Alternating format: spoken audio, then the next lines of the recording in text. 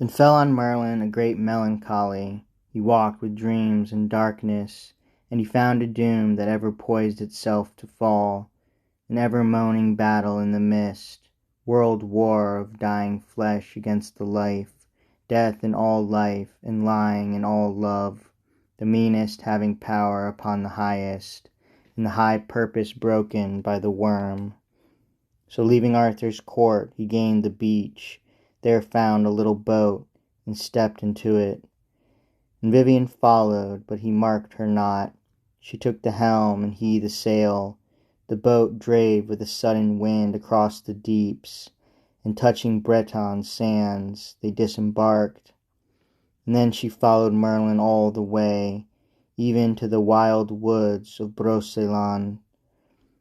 For Merlin once had told her of a charm, the which, if any wrought on anyone with woven paces and with waving arms, the man so wrought on ever seemed to lie closed in the four walls of a hollow tower, from which was no escape for evermore.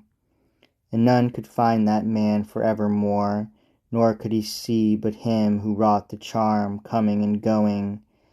And he lay as dead and lost to life, and use, and name, and fame. And Vivien ever sought to work the charm upon the great enchanter of the time, as fancying that her glory would be great, according to his greatness whom she quenched. There lay she all her length, and kissed his feet, as if in deepest reverence and in love.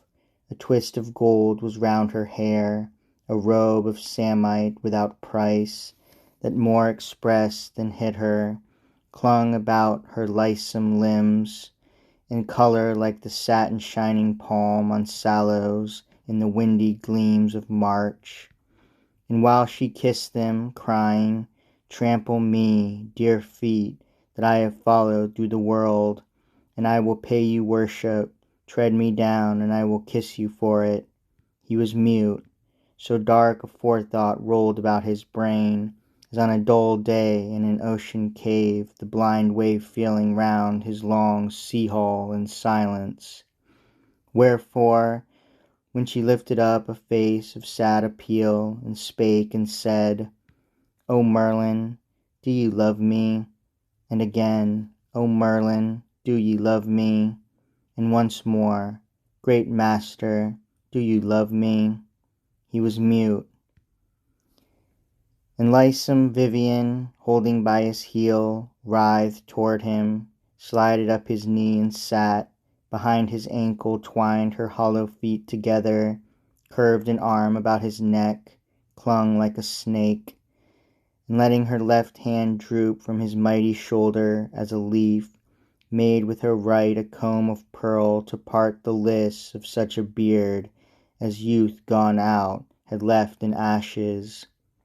Then he spoke and said, not looking at her, "Who are wise in love love most, say least." And Vivien answered quick, "I saw the little elf god eyeless once in Arthur's Arras hall at Camelot, but neither eyes nor tongue, O stupid child. Yet you are wise who say it. Let me think silence is wisdom. I am silent then, and ask no kiss." Then adding all at once, "And lo, I clothe myself with wisdom," drew the vast and shaggy mantle of his beard across her neck and bosom to her knee, and called herself a gilded summer fly, caught in a great old tyrant's spider's web, who meant to eat her up in that wild wood without one word.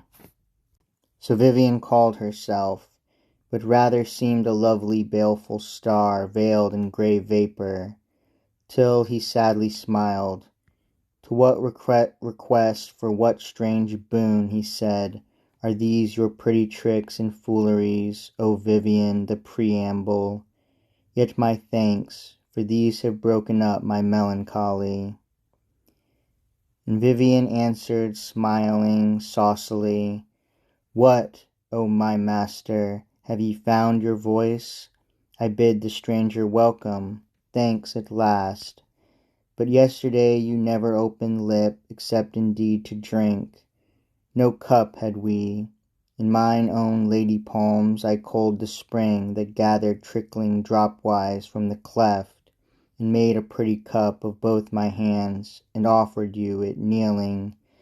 Then you drank and knew no more, nor gave me one poor word. Oh, no more thanks than might a goat have given, with no more sign of reverence than a beard.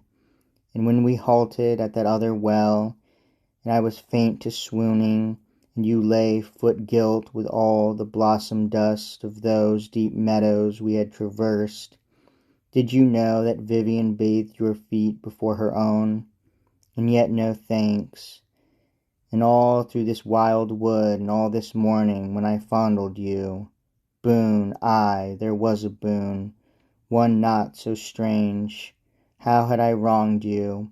Surely ye are wise, but such a silence is more wise than kind. And Merlin locked his hand in hers and said, Oh, did ye never lie upon the shore, and watch the curled white of the coming wave glassed in the slippery sand before it breaks? Even such a wave, but not so pleasurable, dark in the glass of some presageful mood, had I for 3 days seen, ready to fall. And then I rose and fled from Arthur's court to break the mood. You followed me unasked, and when I looked and saw you following me still, my mind involved yourself the nearest thing in that mind mist. For shall I tell you truth? You seemed that wave about to break upon me and sweep me from my hold upon the world. My use and name and fame, your pardon, child. Your pretty sports have brightened all again. And ask your boon, for boon I owe you thrice.